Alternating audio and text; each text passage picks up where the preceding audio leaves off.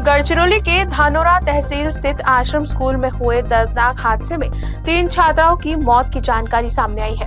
घटना की उच्च स्तरीय जांच के आदेश दे दिए गए हैं। इस पर मंत्री आशीष जायसवाल ने कहा कि जांच के बाद दोषियों पर कार्रवाई होगी। काल अतिशय दुर्दैवी घटना रात्री 2च्या सुमारास घडल्याची बातमी आलेली आहे आणि एकूण 5-6 मुलींना सर्पदंश त्या ठिकाणी झालेला आहे।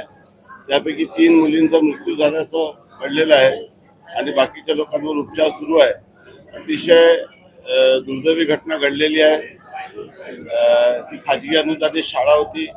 याचे चौकशीचे आदेश माननीय मुख्यमंत्री महोदयाशी आताच्या संदर्भात चर्चा झाली आणि या प्रकरणी उच्चस्तरीय चौकशी करून काय नेमकं कुणाचा दुर्लक्ष होतं काय होतं या संदर्भात चौकशी करून योग्य निर्णय करण्यात येईल आणि मृत कुटुंबियांना योग्य ती मदत करण्यात येईल। रोहित पवार यांच्यामध्ये सध्या स्पर्धा लागलेली आहे। कुठलं तरी स्टेटमेंट करून मीडियाचं लक्ष आपल्या स्वतःकडे आकृष्ट करायचं आणि सातत्याने महाविकास आघाडीमध्ये मी श्रेष्ठ आहे हे दाखवण्याचा त्यांचा प्रयत्न आहे आणि त्या माध्यमातून अशा पद्धतीचे सलग ते वक्तव्य करत असतात आणि समाजामध्ये खोटं भ्रम त्या ठिकाणी निर्माण करत असतात। मी स्वतः 14 तारखेला त्या ठिकाणी भेट देणार आहे आणि संपूर्ण प्रकरणामध्ये मी स्वतः या संदर्भामध्ये गडचिरोलीला जाऊन आढावा घेणार आहे आणि त्यानंतर नेमकं या प्रकरणात काय कोणाची चूक आहे की नैसर्गिक आपत्ती आहे की नेमकं काय आहे, कारण की कधी कधी फ्लो खूप जास्त असतो त्यामुळे देखील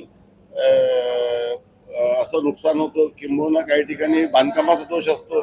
नेमकं या प्रकरणात काय आहे या संदर्भामध्ये अहवाल आल्यानंतर मला वाटतं की आता देवेंद्रजी हे नॉर्मल फ्लाईटने प्रवास करत आताही ते नॉर्मल फ्लाईटने मुंबईला जात आहे आणि उद्धवजीने त्यांच्यासोबत प्रवास केला की कोणी विमानामध्ये खूप पॅसेंजर आहे तर सर्वांना ओपन असते। त्यावर आत्ताच माननीय मुख्यमंत्री महोदयांनी आपलं भाष्य केलेलं आहे। त्यामुळे प्रत्येक विषयाचं राजकारण करणे योग्य नाही। जी काही प्रक्रिया झालेली आहे ती कायद्याच्या चौकटी झाली असल्यामुळे त्यांनी त्यांचं काम करावं। न्यायालय आणि लोकसभा स्पीकर या संदर्भामध्ये योग्य निर्णय घेतले। काय झालंय हे प्रत्येकाने समजून घेतलं पाहिजे की पक्ष जे आहे ते कुठल्या लिगसीने चालत नाही। म्हणजे वडिलांच्या मालमत्तेवर मुलांचा हक्क असतो परंतु पक्षावर कार्यकर्त्यांचा हक्क असतो। माननीय एकनाथजी शिंदे साहेबांनी अत्यंत 2 वर्षाच्या कालखंडात मुख्यमंत्रीपद कसं न्याय द्यायचा असतो आणि महाराष्ट्राच्या प्रत्येक कार्यकर्त्याच्या मागे कसं ताकदीने उभं राहायचं असते आणि त्यासोबतच जे विधानसभेमध्ये त्यांच्या नेतृत्वामध्ये जो यश आलं त्या यशातून त्यांनी स्ट्राईक रेट कसा चांगला करायचा असतो।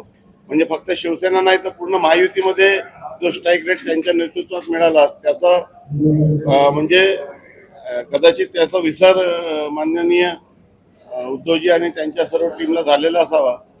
खऱ्या अर्थाने शिवसेनाचं खरं नेतृत्व कोण करू शकतो, बाळासाहेबांच्या विचाराला कोण न्याय देऊ शकतो, बाळासाहेबांना अभिप्रेत असलेला शिवसैनिक कोण आहे आणि त्यांनी सांगितलं होतं की शिवसेनेत जे मिळेल ते शिवसैनिकाला मिळेल आणि ते केव्हा त्यांच्या कुटुंबाचे लोक कुठल्याही पदावर राहत नव्हते। परंतु महाविकास आघाडीच्या सत्ता स्थापनेनंतर वडील आणि मुलगा दोन्ही कॅबिनेट मंत्री झाले आणि अनेक मंत्रिपद हे अपक्षांना त्यांनी दिलं आणि त्यातून 2-2.5 वर्ष मंत्रालयात ते आले नाही।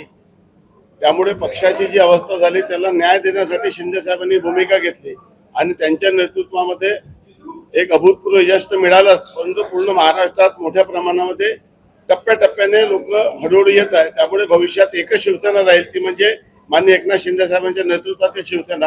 हे आता काळ्या दगडावरची रेखा आहे। भविष्यात हा चित्र आपल्याला दिसेल।